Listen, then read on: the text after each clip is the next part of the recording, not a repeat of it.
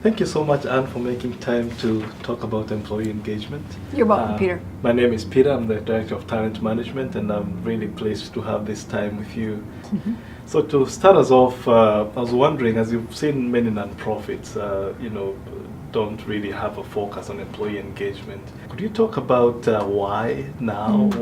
How does that support our strategy? And I've learned that our results, our performance, our outcomes are all dependent upon people.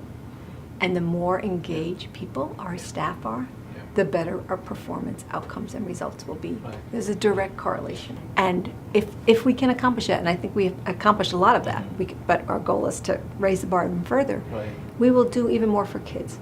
How do you see the direct correlation as we look at engagement, creating this culture of innovation? How do you see that correlation? One of our core values as an organization is innovation, right?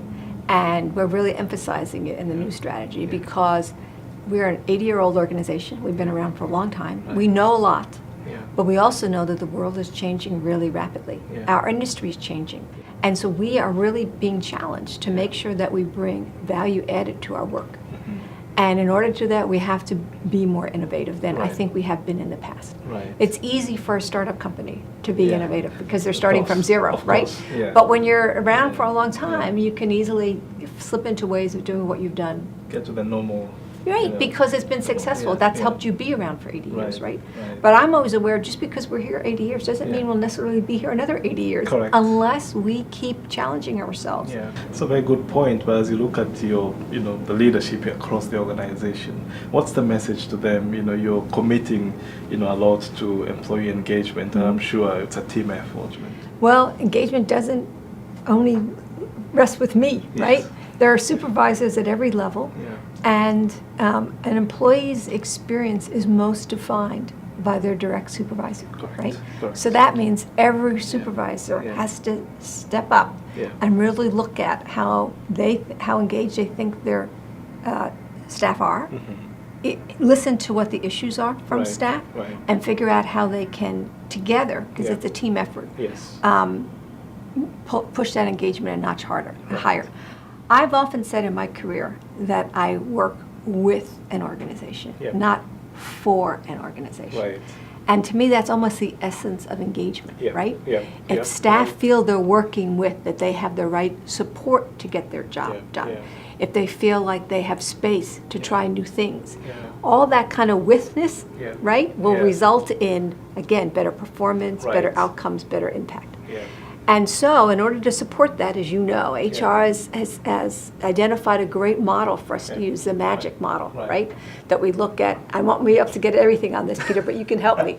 Better meeting for our staff, better autonomy, better growth opportunities for staff, impact, and connectiveness. You got it. I got it all. Because I believe in all those things. And our recent survey that we did, and I thank HR for taking the lead on that, showed that our staff already have great experiences in the areas of meaning, they get a lot of meaning out of their job, and impact, right?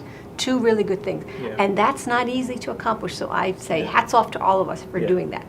But we also saw some areas that we can do better on. And in those areas, I'm asking for all, the results of these surveys are going out. I'm asking all leaders in all divisions to sit down with their team, look at what their results are, because it's not necessarily the same around the organization. And then look together, again, the with, how together they can make a better experience for their staff. So you've often said that you'd like Child Fund to be the highlight of our employees' careers. Why is that important to you personally? I say that for a couple of reasons. One is we spend a lot of time in the workplace, and I'm really aware of that, right? And everybody has their own family, their own responsibilities outside. But when you look at pure number of hours in the day, right, we spend a lot of hours here. That's right. So it should be, life is too short. It should be a good experience. It should be a good experience for people, right? I know that people will move on. It's not like the years ago when people say 20 years in a job. So when that move happens, I want success in that move. That's a personal thing for me. So if their move on is to say, and what I did at Child Fund, it was like really one of the best jobs I ever had. that's like, whoa, from my perspective, right? That they're moving on for lots of other reasons. They're not moving on because they're not happy. They don't feel like they're engaged in their work here. The one area that we have to get better at is risk, right? That sometimes staff don't feel that's comfortable. They don't feel the organization is comfortable about them taking more risks. So I'm going to take a risk now. So I'm going to share two things that didn't go as well as I wish they had, and I look back at them often to learn from them to get better. Good. I would say two things that we did that I wish had worked out better in different ways was our name change and the implementation of Bridge, right? There's lots of things I look back on, and they were both definitely the right decision to do. Could we have implemented them better? Yes. Did we implement the best we could at the time? There are so many decision points in both of those processes. Yes. But should we look back, and do I look back to think of things I could have done better or things that I learned from that I will apply in a next situation and do better? Yes. Good. So anyway, that's what I do. I look back and I think we as an organization have to accept that everything doesn't go as well as planned because life is like that. It is. And that we should actively look to see what we can learn from those so that we'll do something better in the future. Are there things that you'd like to highlight that people should really celebrate as you look at this data and you've analyzed and you've had some conversations about? I'm really happy that people felt very comfortable in their teams, right? That people felt that they got respect from their team members, that they worked together well with their team. A lot of people said their direct supervisor were good communicators, etc. So there was a lot to be happy about. Areas that to improve on, as I said, was encourage more risk-taking so our innovation can take off. Maybe communicating and working across the organization can be better. And finally, it's not surprising to me, the issue of growth. That staff didn't feel they had enough growth opportunities on their job. And that, in one way, surprised me. And I think we can do better. On the other way, it didn't, because I feel like we've been changing so much as an organization, and change, there's always so many opportunities for growth.